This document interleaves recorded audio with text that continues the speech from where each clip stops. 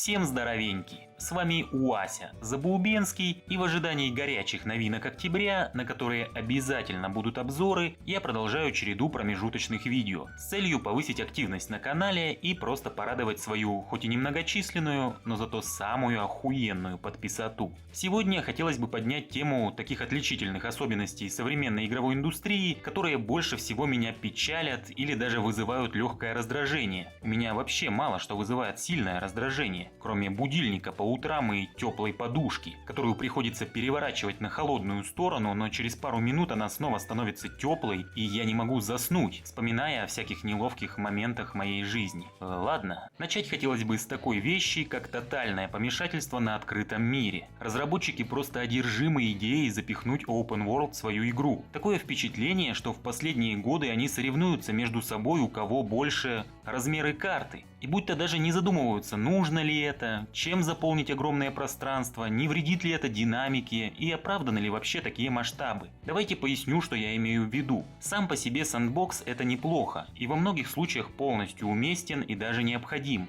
Но только тогда, когда в игре реально много контента. Хороший пример правильного открытого мира – Ведьмак 3. Его интересно исследовать, он довольно плотно населен NPC, различными монстрами и вообще никогда не знаешь, что ждет тебя за тем розовым кустом, у которого ты решишь присесть читать Сапковского. Яркий пример неправильного и неуместного открытого мира – L.A. Noire. Он попросту здесь не нужен. Это большая картонная декорация, в которой ничего не происходит. Даже в моем Запердянске хотя бы алкаши поют под окнами, и молодежь сбивает голубей на гироскутерах. Подонки, блять. А тут совсем ничего. Туда же, например, вторую и третью части Мафии. К первой я ничего не предъявляю, потому что в то время по-другому, наверное, сделать было нельзя. Но мало того, что разрабы не знают, как оживить локации, так они еще и пытаются сделать их как можно более масштабными. Давайте возьмем даже GTA 5. Не трогай GTA, сука, бля. Вот только не надо сразу бомбить. Заранее оговорюсь, если я критикую какие-то аспекты в ваших любимых играх, это не значит, что я считаю их плохими. Вовсе нет. Просто привожу в пример элементы, которые не работают или могли бы быть лучше. Так вот, предъявлять претензий такой игре, как GTA 5, это значит подрывать кучу нежных пуканов. Но все же я буду стоять на том, что открытый мир в данной игре мог бы быть не таким гигантским и благодаря этому стать более насыщенным. Понятное дело, что такие просторы были сделаны для онлайна, но если игрок вдруг решит изучать карту в сингле, то он поймет, что тут нечего делать.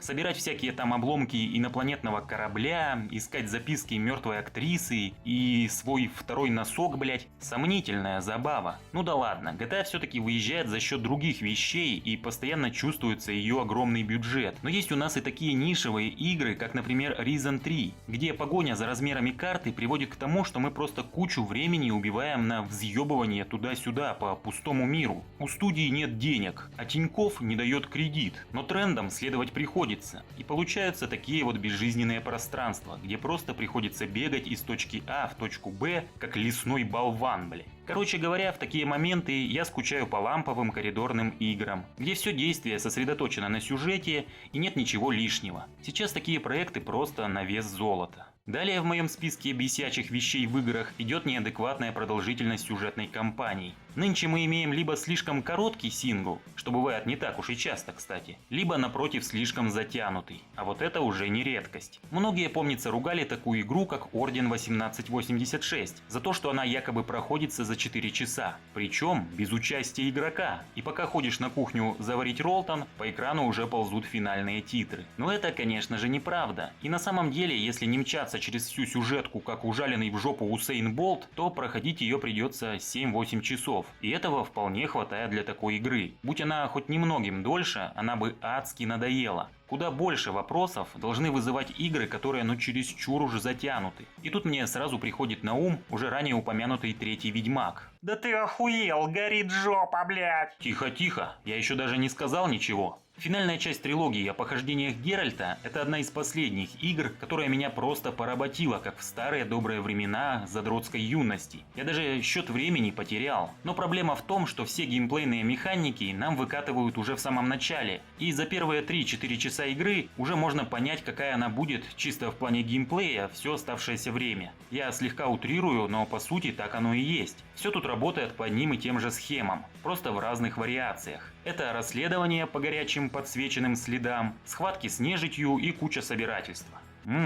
Попка.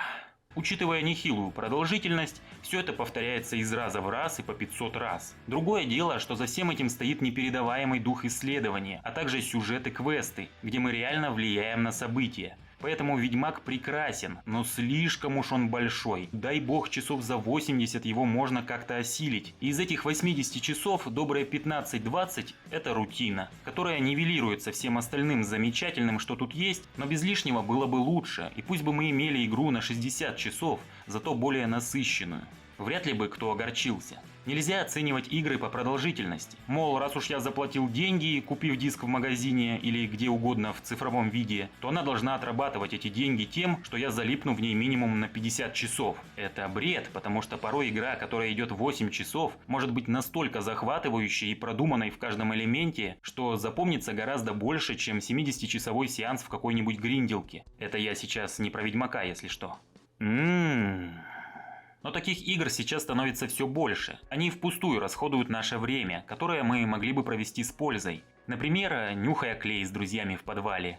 Такими пустыми дрочильнями были Shadow of Mordor, некоторые части Assassin's Creed, последний Dragon Age, Mass Effect Andromeda. Это не полный список. В общем, большие игры, в которых приходится делать одно и то же, потому что разрабы искусственно растягивают их продолжительность. Даже такие отличные представители, как Skyrim, которые нереально затягивают, когда ты не спишь ночами и с красными глазами наяриваешь как чокнутый. Даже они в какой-то момент надоедают, и проснувшись однажды утром после вечернего ужина днем, посмотрев на иконку на рабочем столе, ты понимаешь, как же ты меня заебала, не могу я тебя больше видеть и ощущать. Приедается сама формула игры. Наверное, тут много зависит от конкретного геймера. Многим нравится убивать свое время, но все ранее сказанное – это мое субъективное мнение. И я хотел бы, чтобы некоторые игры были чуть более компактными. Конечно, RPG на пару вечеров никому не нужны, но если уж делаете игру на 100 часов, то извольте как можно более серьезно разнообразить геймплей. Далеко не всем это удается, а вообще-то не удается никому, поэтому кое-что надо вырезать. Следующая проблема, которая огорчает, это оптимизация, и касается это ПК игроков. Мы часто терпим свинское отношение издателя и разработчика. Да, известно, что на ПК продажи всегда меньше, чем на консолях, и кто-то говорит, что это из-за пиратства, кто-то объясняет это тем, что ПК-игроки сами по себе неактивны и малочисленны, а компы им нужны лишь для того, чтобы смотреть порно и аниме в онлайне, и писать по пьяни своей однокласснице, какие у нее красивые глаза. Все это бред сивой плотвы.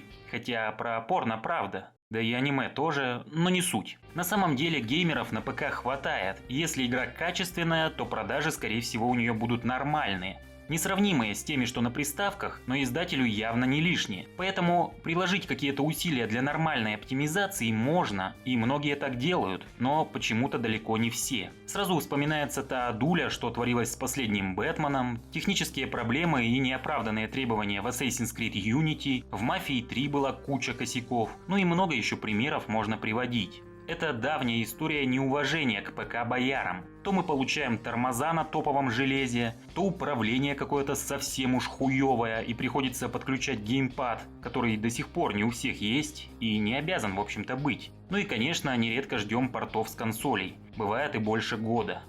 Хватит это терпеть! К слову, в последнее время намечается положительная тенденция. Такие игры как Prey, Watch Dogs 2, Battlefield 1 радовали своей оптимизацией. Поэтому хотелось бы верить, что нас ждет светлое будущее. Бесплатное топовое железо, 100 тысяч подписчиков на моем канале и Half-Life 3. Идем дальше. Следующее, что хотелось бы упомянуть, это хитрая рекламная кампания. Отчасти нас всегда водили за нос, но наиболее широкий резонанс приобрела история с первой Watch Dogs. Тогда Ubisoft просто всех надули настолько эпично, что игра хоть и отлично продавалась, но мало кто не посчитал своим долгом ее обосрать. Почти такой же трюк ехидные французы проделали и с Tom Clancy's Division. Ожидания сильно отличались от реальности, в частности в отношении графики. После такого верить большим студиям стало совсем уж уж нельзя. Особенно Ubisoft, которые вполне могут в трейлер запихать Дуэйна Джонсона, а в игре мы получим в лучшем случае пьяного Жан-Клода Ван Дамма, блять. Не в обиду фанатам Ван Дамма. Туда же и No Man's Sky. Чего только нам не обещали. Но на деле был просто пердеж в лужу, который разрабы до сих пор пытаются довести до ума,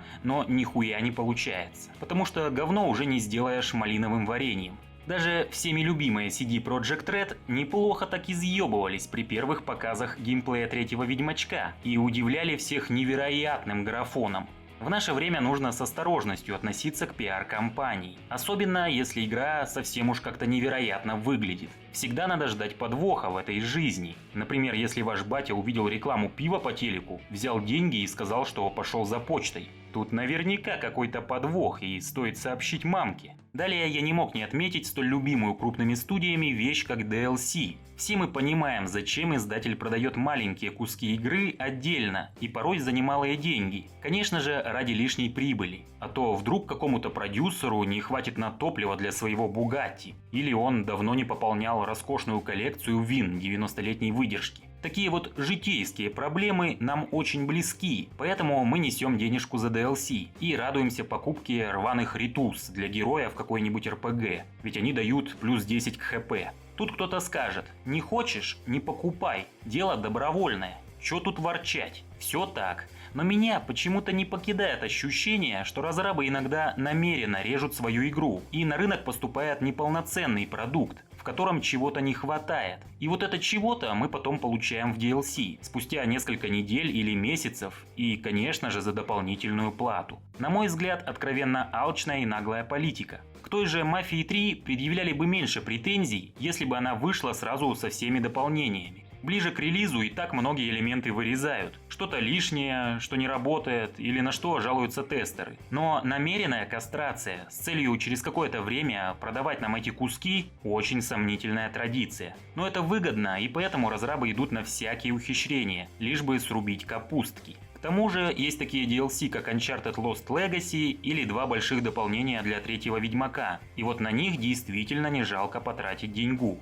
Ну и напоследок такая штука, как ранний доступ. В целом, ничего против игр с ранним доступом я не имею, просто некоторые стали этим злоупотреблять. Можно понять, когда у разработчика нет средств, и он продает недоделанную игру, но впоследствии, опираясь на отзывы и критику, доводит все до ума, и финальный продукт получается неплохим. Но совсем другое дело, когда создатели теряют интерес и совсем не прислушиваются к игрокам. В итоге проходят месяцы, где-то даже года, и перспективный проект как был куском багов, так им и остается. Покупая игру в раннем доступе, всегда рискуешь, и тут многое зависит от того, не утратят ли разрабы энтузиазм. Получается, что некоторые просто имеют нас на деньги, не выполняя свои обещания и обязательства. Такая гнилая политика уже попахивает еврейским разводом, хотя происходит это, конечно, не так уж и часто.